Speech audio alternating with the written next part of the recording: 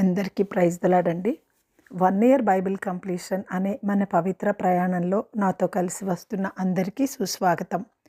ఈరోజు 40వ రోజైన ఫిబ్రవరి 9వ తేదీ వాక్య భాగాలు సంఖ్యాకాండము 13 నుంచి 15 అధ్యాయాలను ప్రార్థనాపూర్వకంగా మొదలు పెడదాం. మా ప్రియ పరలోకపు తండ్రి, ఈ జీవవాక్యంతో మమ్మల్ని మీ పాదాల చెంతకు తీసుకొచ్చినందుకు వందనాలు. అరణ్యంలో మీ ప్రజలను అగ్నిస్తంభం మేఘస్తంభాల మధ్య నడిపించిన తండ్రి, మా జీవిత ప్రయాణంలో కూడా మీ నడిపింపుని మాకు అనుగ్రహించండి. మా హృదయాల్లో విశ్వాసం, విధేయత, ధైర్యాలతో నింపండి. ఈ వాక్య భాగాన్ని వింటున్న ప్రతి ఒక్కరి హృదయాన్ని స్పర్శించి మీ శాంతిని మాకు అనుగ్రహించమని ప్రార్థిస్తున్నాను తండ్రి. ఆమేన్. ఈ వాక్య భాగాలు మీ హృదయాన్ని నిజంగా స్పర్శించినట్లయితే కామెంట్ బాక్స్లో ఆమెన్ చెప్పడం మర్చిపోకండి. సంఖ్యాకాండము 13వ అధ్యాయము.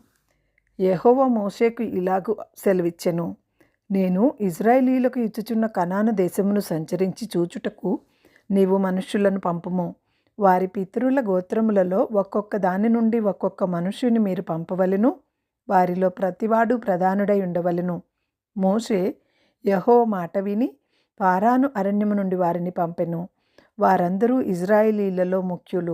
వారి పేర్లు ఏవనగా, రూబేను గోత్రమునకు జక్కూరు కుమారుడైన షమ్మూయ, షిమ్యోను గోత్రమునకు హోరీ కుమారుడైన షాఫాతు, యూదా గోత్రమునకు యెఫున్నె కుమారుడైన కాలేబు, ఇస్సాకారు గోత్రమునకు యోసేపు కుమారుడైన ఇగాలు, ఎఫ్రాయిము గోత్రమునకు నూను కుమారుడైన హోషేయ, బెన్యామీను గోత్రమునకు రాఫు కుమారుడైన షల్తి, జెబులూను గోత్రమునకు సోరీ కుమారుడైన గదియేలు, యోసేపు గోత్రమునకు అనగా మనష్షే గోత్రమునకు సూషి కుమారుడైన గది, దాను గోత్రమునకు గెమలి కుమారుడైన అమ్మీయేలు, ఆషేరు గోత్రమునకు మీకాయేలు కుమారుడైన సెతూరు, నఫ్తాలి గోత్రమునకు వాసేసి కుమారుడైన నహాబి, గాదు గోత్రమునకు మాకి కుమారుడైన గేయువేలు అనునవి.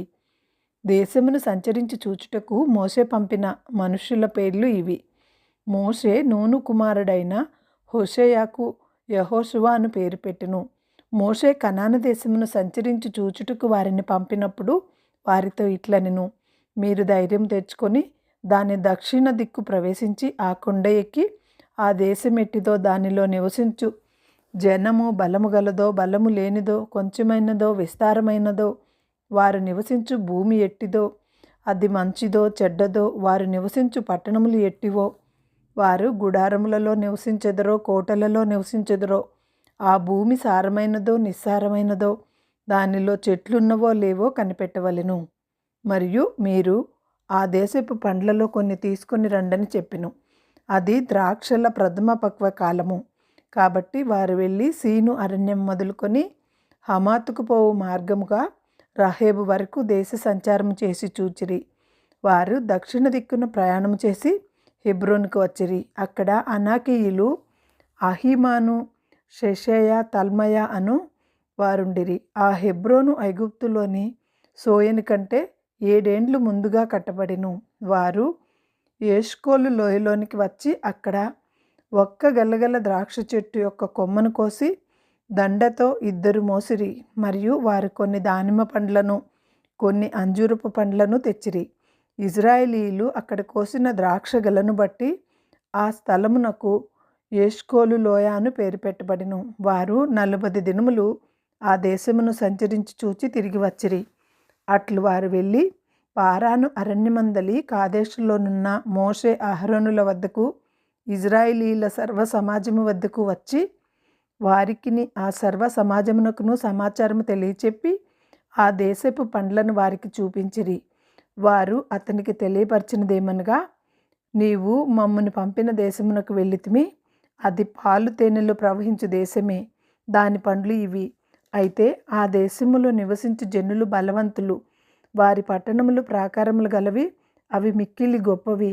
మరియు అక్కడ అనాకీయులను చూచితిమి. అమాలేకీయులు దక్షిణ దేశములో నివసించుచున్నారు. హిత్తీయులు, ఎబూసీయులు, అమోరీయులు కొండ దేశంలో నివసించుచున్నారు. కనానీయులు సముద్రము నొద్దకు యోర్దాను నదీ ప్రాంతములలోనూ నివసించుచున్నారని చెప్పిరి. కాలేబు మోషే ఎదుట జనులను నిమ్మలపరిచి, మనము నిశ్చయముగా వెళ్ళుదుము, దాని స్వాధీనపరచుకొందుము, దాని జయించుటకు మన శక్తి చాలుననెను. అయితే అతనితో కూడా పోయిన ఆ మనుషులు, ఆ జనులు మనకంటే బలవంతులు, మనము వారి మీదకి పోజాలమనిరి. మరియు వారు తాము సంచరించి చూచిన దేశమును గూర్చి ఇజ్రాయేలీలతో చెడ్డ సమాచారం చెప్పి, మేము సంచరించి చూచిన దేశము తన నివాసులను భక్షించు దేశము. దానిలో మాకు కనబడిన జనులందరూ ఉన్నత దేహులు. అక్కడ నెఫీలీల సంబంధులైన అనాకు వంశపు నెఫీలీయులను చూచితిమి. మా దృష్టికి మేము మిడతల వలె ఉంటిమి, వారి దృష్టికిని అట్లే ఉంటిమనిరి. సంఖ్యాకాండము 14వ అధ్యాయము. అప్పుడు ఆ సర్వ సమాజము ఎలుగెత్తి కేకలు వేసెను. ప్రజలు ఆ రాత్రి ఎలుగెత్తి ఏడ్చిరి. మరియు ఇజ్రాయేలీలందరూ మోషే అహరోనులపై సణుగుకొనిరి. ఆ సర్వ సమాజము, అయ్యో, ఐగుప్తులో మేమేల చావలేదు, ఆ అరణ్యమందు మేమేల చావలేదు, మేము కత్తివాత పడినట్లు యెహోవా మమ్మును ఈ దేశంలోనికి ఏల తీసుకుని వచ్చెను, మా భార్యలు మా పిల్లలు కొల్లపోవుదురు, తిరిగి ఐగుప్తునకు వెళ్ళుట మాకు మేలు కాదా అని వారితో చెప్పిరి. వారు, మనము నాయకుని ఒకని నియమించుకొని ఐగుప్తునకు తిరిగి వెళ్ళుదుమని ఒకనితో ఒకడు చెప్పుకొనగా, మోషే అహరోనులు ఇజ్రాయేలీల సర్వసంఘ సమాజము ఎదుట సాగిలపడిరి. అప్పుడు దేశమును సంచరించి చూచిన వారిలో నుండి నూను కుమారుడగు యెహోషువాయు, యెఫున్నె కుమారుడగు కాలేబును బట్టలు చింపుకొని ఇజ్రాయేలీల సర్వ సమాజముతో, మేము సంచరించి చూచిన దేశము మిక్కిలి మంచి దేశము. యెహోవా మన యందు ఆనందించిన ఎడల ఆ దేశములో మనలను చేర్చి దానిని మనకిచ్చును. అది పాలు తేనెలు ప్రవహించు దేశము. మెట్టుకు మీరు యెహోవా మీద తిరుగుబడకుడి, ఆ దేశ ప్రజలకు భయపడకుడి. వారు మనకు ఆహారమగుదురు, వారి నీడ వారి మీద నుండి తొలగిపోయెను. యెహోవా మనకు తోడై ఉన్నాడు, వారికి భయపడకుడనిరి. ఆ సమాజము వారిని రాళ్లతో కొట్టి చంపవలెననగా ప్రత్యక్షపు గుడారములో యెహోవా మహిమ ఇజ్రాయేలీలకు అందరికీ కనబడెను. యెహోవా, ఎన్నాళ్ల వరకు ఈ ప్రజలు నన్ను అలక్ష్యము చేయుదురు? ఎన్నాళ్ల వరకు నేను వారి మధ్యను చేసిన సూచన క్రియలన్నింటినీ చూచి నన్ను నమ్మకయుందురు? నేను వారికి స్వాస్థ్యం ఇయ్యక తెగులు చేత వారిని హతము చేసి ఈ జనము కంటే మహాబలము గల గొప్ప జనమును నీ వలన పుట్టించదనని మోషేతో చెప్పగా, మోషే యెహోవాతో ఇట్లనెను, అలాగైతే ఐగుప్తులు దాని గూర్చి విందురు. నీవు నీ బలము చేత ఈ జనమును ఐగుప్తులో నుండి రప్పించితివనిదిరి గదా. వీరు ఈ దేశవాసులతో ఈ సంగతి చెప్పియుందురు. యెహోవా అను నీవు ఈ ప్రజల మధ్యనున్నావనియు, యెహోవా అను నీవు ముఖాముఖిగా కనబడినవాడవనియు, నీ మేఘము వారి మీద నిలుచుచున్నదనియు, నీవు పగలు మేఘస్తంభముగాను రాత్రి అగ్నస్తంభముగాను వారి ముందర నడుచుచున్నావనియు వారు వినియున్నారు కదా. కాబట్టి నీవు ఒక్క దెబ్బతో ఈ ప్రజలను చంపిన ఎడల నీ కీర్తిని గూర్చి వినిన జనములు ప్రమాణపూర్వకముగా తాను ఈ జనులకు ఇచ్చిన దేశమందు వారిని చేర్చుటకు శక్తి లేక యెహోవా వారిని అరణ్యంలో సంహరించనని చెప్పుకొందురు. యెహోవా దీర్ఘశాంతుడును కృపాతిశయుడును దోషమును అతిక్రమమును పరిహరించువాడును, అపరాధిని నిరపరాధిగా ఎంచక 3-4 తరముల వరకు తండ్రుల దోషమును కుమారుల మీదకి తెచ్చువాడునై ఉన్నాడని నీవు చెప్పిన మాట చొప్పున నా ప్రభువు యొక్క బలము గణపరచబడునుగాక. ఐగుప్తులో నుండి వచ్చినది మొదలుకొని ఇదివరకు నీవు ఈ ప్రజల దోషమును పరిహరించి ఉన్నట్లు ఈ కృపాతిశయమును నీ ప్రజల దోషమును దయచేసి క్షమించుమని యెహోవాతో చెప్పగా, యెహోవా, నీ మాట చొప్పున నేను క్షమించి ఉన్నాను. అయితే నా జీవము తోడు భూమి అంతయు యెహోవా మహిమతో నిండుకొని ఉండును. నేను ఐగుప్తులో అరణ్యములో చేసిన సూచక క్రియలను నా మహిమను చూచిన ఈ మనుష్యులందరూ ఈ 10 మారులు నా మాట వినక నన్ను శోధించిరి. కాగా వారి పితరులకు ప్రమాణపూర్వకముగా నేనిచ్చిన దేశమును వారు చూడనే చూడరు. నన్ను అలక్ష్యము చేసిన వారిలో ఎవరునూ దానిని చూడరు. నా సేవకుడైన కాలేబు మంచి మనస్సు కలిగి పూర్ణ మనస్సుతో నన్ను అనుసరించిన హేతువు చేత అతడు పోయిన ఈ దేశంలో అతని ప్రవేశపెట్టెదను. అతని సంతతి దాని స్వాధీనపరచుకొనును. అమాలేకీయులను కనానీయులను ఆ లోయలో నివసించుచున్నారు. రేపు మీరు తిరిగి ఎర్ర సముద్రపు మార్గముగా అరణ్యమునకు ప్రయాణమై పొండనెను. మరియు యెహోవా మోషే అహరోనులకు ఇలాగు సెలవిచ్చెను. నాకు విరోధముగా సణుగుచుండు ఈ చెడ్డ సమాజమును నేనెంతవరకు సహింపవలెను? ఇజ్రాయేలీయులు నాకు విరోధముగా సణుగుచున్న సణుగులను నేను వినియున్నాను. నీవు వారితో, యెహోవా వాక్కు ఏదనగా, నా జీవము తోడు మీరు నా చెవిలో చెప్పినట్లు నేను నిశ్చయముగా మీ ఎడల చేసేదను. మీ శవములు ఈ అరణ్యములోనే రాలును. మీ లెక్క మొత్తము చొప్పున మీలో లెక్కింపబడిన వారందరూ, అనగా 20 ఏండ్లు మొదలుకొని పైప్రాయం కలిగి నాకు విరోధముగా సణిగిన వారందరూ రాలిపోవుదురు. యెఫున్నె కుమారుడైన కాలేబును, నూను కుమారుడైన యెహోషువాయు తప్ప మిమ్మును నివసింపజేయుదునని నేను ప్రమాణము చేసిన దేశమందు మీలో ఎవరునూ ప్రవేశింపరు. ఇది నిశ్చయము. అయితే వారు కొల్లపోవుదురని మీరు చెప్పిన మీ పిల్లలను నేను ఆ దేశంలోనికి రప్పించెదను. మీరు తృణీకరించిన దేశమును వారు స్వతంత్రించుకొనెదరు. అయితే మీ శవములు ఈ అరణ్యములో రాలును. మీ శవములు ఈ అరణ్యములో క్షయమగు వరకు మీ పిల్లలు ఈ అరణ్యంలో 40 ఏండ్లు తిరుగులాడుచు మీ వ్యభిచార శిక్షను భరించెదరు. మీరు ఆ దేశమును సంచరించి చూచిన 40 దినముల లెక్క ప్రకారము దినమునకు 1 సంవత్సరము చొప్పున 40 సంవత్సరములు మీ దోష శిక్షను భరించి నేను మిమ్మును రోసివేసినట్లు తెలుసుకొందురు.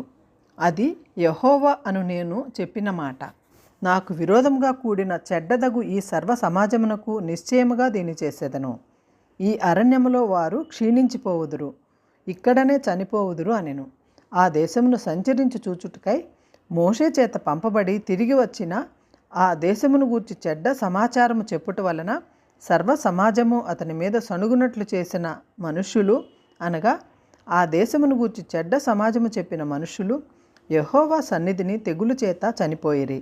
అయితే ఆ దేశమును సంచరించి చూచిన మనుష్యులలో నూను కుమారుడగు యెహోషువాయు, యెఫున్నె కుమారుడగు కాలేబును బ్రతికిరి. మోషే ఇజ్రాయేలీయులందరితో ఆ మాటలు చెప్పగా ఆ జనులు చాలా తుర్కించిరి.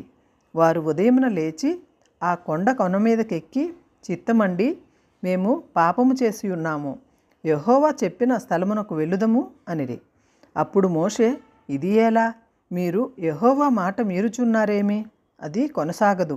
యెహోవా మీ మధ్యను లేడు గనక మీ శత్రువుల ఎదుట హతము చేయబడుదురు. మీరు సాగిపోకుడి.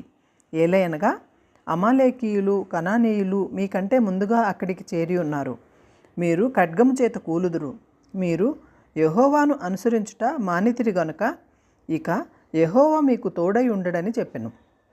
అయితే వారు మూర్ఖించి ఆ కొండ కొనకెక్కిపోయిరి. అయినను యెహోవా నిబంధన మందసమైనను మోషే అయినను పాళెములో నుండి బయటకు వెళ్ళలేదు. అప్పుడు ఆ కొండ మీద నివాసముగానున్న అమాలేకీయులను, కనానేయులను దిగివచ్చి వారిని కొట్టి హోర్మా వరకు వారిని తరిమి హతము చేసిరి. సంఖ్యాకాండము 15వ అధ్యాయము. మరియు యెహోవా మోషేకు ఇలాగు సెలవిచ్చెను.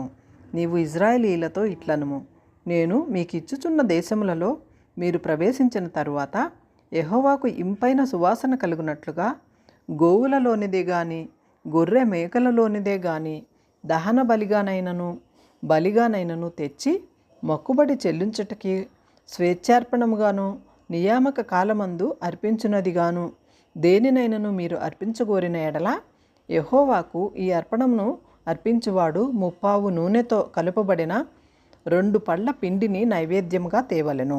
ఒక్కొక్క గొర్రెపిల్లతో కూడా దహన బలి మీదనేమి పోయిటకై 30 ద్రాక్షారసమును ప్రాణార్పణముగా సిద్ధపరచవలెను. పొట్టేలతో కూడా పడి నూనెతో కలుపబడిన 4 పండ్ల పిండిని నైవేద్యముగా సిద్ధపరచవలెను. పడి ద్రాక్షారసమును పానార్పణముగా తేవలెను. అది యెహోవాకు ఇంపైన సువాసన గల మ్రొక్కుబడిని చెల్లించుటకై యెహోవాకు సమాధాన బలిగా అర్పించుటకై నీవు దహన బలిగానైనను బలినైనను కోడెదూడను సిద్ధపరిచిన ఎడల ఆ కోడెతో కూడిన 10 నూనె కలుపబడిన 6 పళ్ళ గోధుమ పిండిని నైవేద్యముగా అర్పింపవలెను. మరియు యెహోవాకు ఇంపైన సువాసన గల హోమముగా 10 ద్రాక్షారసమును పానీయార్పణముగా తేవలెను. ఒక్కొక్క కోడెతో కూడిన ఒక్కొక్క పొట్టేలుతో కూడిన గొర్రెలలోనిదైనను మేకలలోనిదైనను ఒక్కొక్క పిల్లతో కూడను అలాగు చేయవలను. మీరు సిద్ధపరచు వాటి లెక్కను బట్టి వాటి లెక్కలో ప్రతి దానికిని అట్లు చేయవలను. దేశంలో పుట్టిన వారందరూ యెహోవాకు ఇంపైన సువాసన గల హోమార్పణమును తెచ్చునప్పుడు అలాగుననే చేయవలను. మీ వద్ద నివసించు పరదేశి గాని మీ తరతరములలో మీ మధ్య నుండువాడు గాని యెహోవాకు ఇంపైన సువాసన గల హోమము అర్పింపగోరినప్పుడు మీరు చేయినట్లే అతడును చేయవలను. సంగమునకు అనగా మీకును మీలో నివసించు పరదేశికిని ఒక్కటే కట్టడ, అది మీ తరతరములకుండు నిత్యమైన కట్టడ. యెహోవా సన్నిధికి మీరున్నట్లే పరదేశియు ఉండును. మీరును మీ వద్ద నివసించు పరదేశికిని ఒక్కటే ఏర్పాటు, ఒక్కటే న్యాయ విధిగా ఉండవలెను. యెహోవా మోషేకు ఇలాగు సెలవిచ్చెను, నీవు ఇజ్రాయేలీలతో ఇట్లనుము, నేను మిమ్మును కొనిపోవచున్న దేశములోనికి మీరు ప్రవేశించిన తరువాత మీరు ఆ దేశపు ఆహారము తినునప్పుడు ప్రతిష్టార్పణమును యెహోవాకు అర్పింపవలెను. మీరు మీ మొదట పిండి ముద్ద రొట్టెను ప్రతిష్టార్పణముగా అర్పింపవలెను. కళ్ళెపు అర్పణము వలె దానిని అర్పింపవలెను. మీ తరతరములకు మీ మొదటి పిండి ముద్దలో నుండి ప్రతిష్టార్పణమును యెహోవాకు అర్పింపవలెను. యెహోవా మోషేతో చెప్పిన ఈ ఆజ్ఞలన్నింటిలో అనగా యెహోవా ఆజ్ఞాపించిన దినము మొదలుకొని అటుపైని మీ తరతరములకు యెహోవా మోషే ద్వారా మీకు ఆజ్ఞాపించిన వాటిలో పొరపాటున దేనినైనను మీరు చేయకపోయినప్పుడు అది ఆ సమాజమునకు తెలియబడని ఎడల సర్వ సమాజము యెహోవాకు ఇంపైన సువాసనగా నుండుటకై దహనబలిగా ఒక కోడె దూడను, విధి చొప్పున దాని నైవేద్యమును, దాని పానీయార్పణమును, పాప పరిహారార్థ బలిగా ఒక మేకపిల్లను సిద్ధపరచవలెను. యాజకుడు ఇజ్రాయేలీల సర్వ సమాజము నిమిత్తము ప్రాయశ్చిత్తము చేయవలెను. తెలియకయే గాని దాని చేసిన కనుక క్షమింపబడును. వారు పొరపాటున చేసిన పాపములను బట్టి తమ అర్పణమును అనగా యెహోవాకు చెందవలసిన హోమమును, పాప పరిహారార్థ బలిని యెహోవా సన్నిధికి తీసుకొని రావలెను. అప్పుడు ఇజ్రాయేలీల సర్వ సమాజమేమి వారి మధ్యన నివసించు పరదేశి ఏమి క్షమాపణ పొందును. ఏలయనగా ప్రజలందరూ తెలియకయే దాని చేయుట తటస్థించెను. ఒకడు పొరపాటున పాపం చేసిన ఎడల వాడు పాప పరిహారార్థ బలిగా ఏడాది ఆడు మేకపిల్లను తీసుకుని రావలెను. పొరపాటున యెహోవా సన్నిధిని దాని చేసిన గనుక తెలియకయే పాపం చేసిన వాని నిమిత్తము యాజకుడు పశ్చాత్తాపము చేయును. వాని నిమిత్తము ప్రాయశ్చిత్తము చేయుట వలన వాడు క్షమాపణ నొందును. ఇజ్రాయేలీలలో పుట్టినవాడే గాని వారి మధ్యను నివసించు పరదేశీయే గాని పొరపాటున ఎవడైనను పాపము చేసిన ఎడల వానికిని మీకును విధి ఒక్కటే ఉండవలెను. అయితే దేశమందు పుట్టినవాడే గాని పరదేశీయే గాని ఎవడైనను సాహసించి పాపం చేసిన ఎడల వాడు యెహోవాను తృణీకరించిన వాడగును గనుక అట్టివాడు నిశ్చయముగా జనులలో నుండకుండా కొట్టివేయబడును. వాడు యెహోవా మాటను అలక్ష్యము చేసి ఆయన ఆజ్ఞను మీరినందున నిశ్చయముగా కొట్టివేయబడును. వాని దోష శిక్షకు వాడే కారకుడు. ఇజ్రాయేలీయులు అరణ్యంలో ఉన్నప్పుడు ఒకడు విశ్రాంతి దినమున కట్టెలు ఏరుట చూచిరి. వాడు కట్టెలు ఏరుట చూచిన వారు మోషే వద్దకును అహరోను వద్దకును సర్వ సమాజము వద్దకును వాని తీసుకొని వచ్చిరి. వానికి ఏమి చేయవలనో అది విశదపరచబడలేదు కనుక వానిని కావలిలో ఉంచిరి. తరువాత యెహోవా ఆ మనుషుడు మరణశిక్ష పొందవలెను. సర్వ సమాజము పాలెము వెలుపల రాళ్లతో వాని కొట్టి చంపవలెనని మోషేతో చెప్పెను. కాబట్టి యెహోవా మోషేకు ఆజ్ఞాపించినట్లు సర్వ సమాజము పాలెము వెలుపటికి వాని తీసుకుని పోయి రాళ్లతో వాని చావగొట్టెను. మరియు యెహోవా మోషేకు ఇలాగు సెలవిచ్చెను, నీవు ఇజ్రాయేలీలతో ఇట్లనము, వారు తమ తరతరములకు తమ బట్టలు అంచులకు కుచ్చులు చేసుకొని అంచుల కుచ్చుల మీద నీలి సూత్రము తగిలింపవలెను. వారు నా ఆజ్ఞలన్నింటినీ జ్ఞాపకం చేసుకొని మీ దేవునికి ప్రతిష్ఠితులై ఉండునట్లు మునుపటి వలె కోరిన వాటిని బట్టి చూచిన వాటిని బట్టి వ్యభిచరింపక దాన్ని చూచి యెహోవా ఆజ్ఞలన్నింటినీ జ్ఞాపకం చేసుకొని వాటిని అనుసరించుటకే అది మీకు కుచ్చుగా నుండును. నేను మీకు దేవుడునై ఉండునట్లుగా ఐగుప్తు దేశంలో నుండి మిమ్మల్ని రప్పించిన మీ దేవుడైన యెహోవాను నేనే